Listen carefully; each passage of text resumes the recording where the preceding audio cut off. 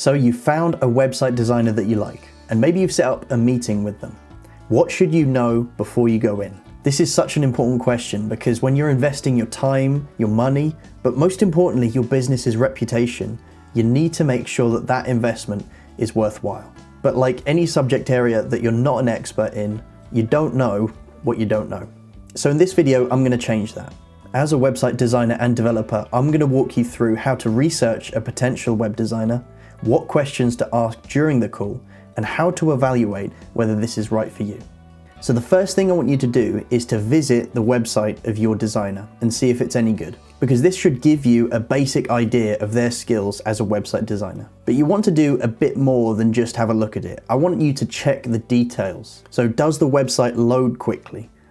Does it look good on your phone, your tablet, and your computer? Check all the links to see if they work, and read through all the copywriting to see if there are any spelling mistakes. These details on someone else's website might not seem that important, but if they put this level of care into their own website, there's a good chance that they're going to do a good job with yours. Next, I want you to look at their portfolio and choose a website that's close to the industry you're in. You might not find a website that's exactly the same as the job or service you provide, but choosing a website of an industry that you're close to will give you a good idea of their skills. Specifically, I want you to read the copy on this website and ask yourself, does this copy seem generic, or does it sound like an industry professional talking to their customer? A key skill of a designer or an agency is to communicate your services in an authentic way.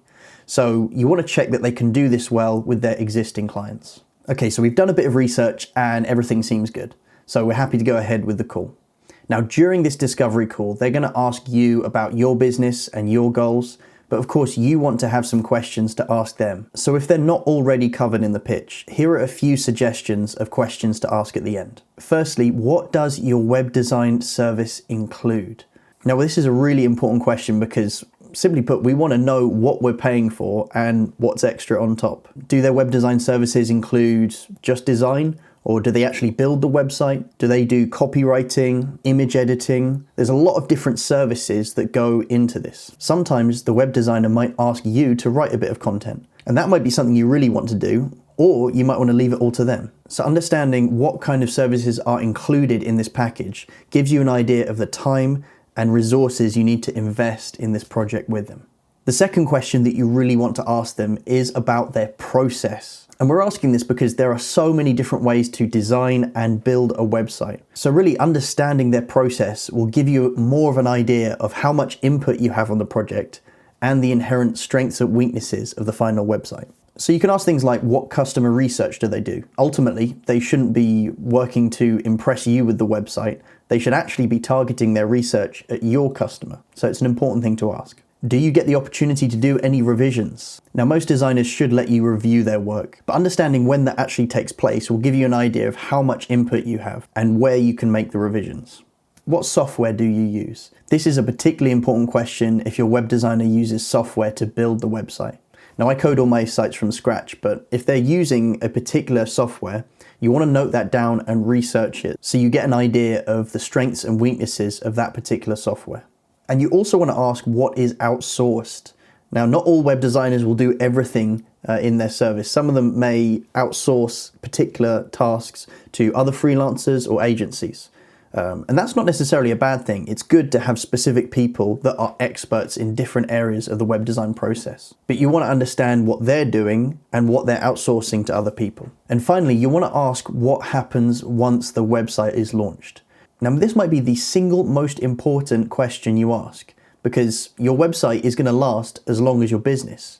So you want to make sure that it's easy to maintain and update. So specifically, you can ask things like who is responsible for the website after launch? You might have the opportunity to take control of the website, or your web designer might look after it for you. What maintenance and security is needed for the website? You need to understand what are the ongoing needs of this website and the associated costs with that. And finally, you want to ask about how you can make edits, changes, and updates to the website. A good web designer doesn't just disappear after the project's finished. Whether you take control of your website or not, they should still be on hand to answer any questions and provide help and support where required. So hopefully the call went well. Your web designer will probably follow up with a quote after this meeting. So now is a great time to go over everything that they've said review the quote thoroughly, and think about how it fits into your business and your goals.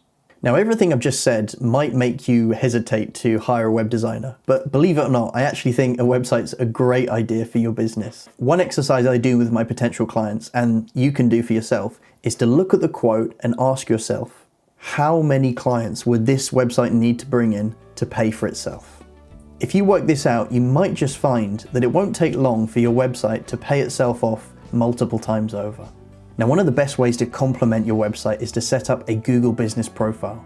So if you enjoyed this video, give it a like and go watch my video on that next.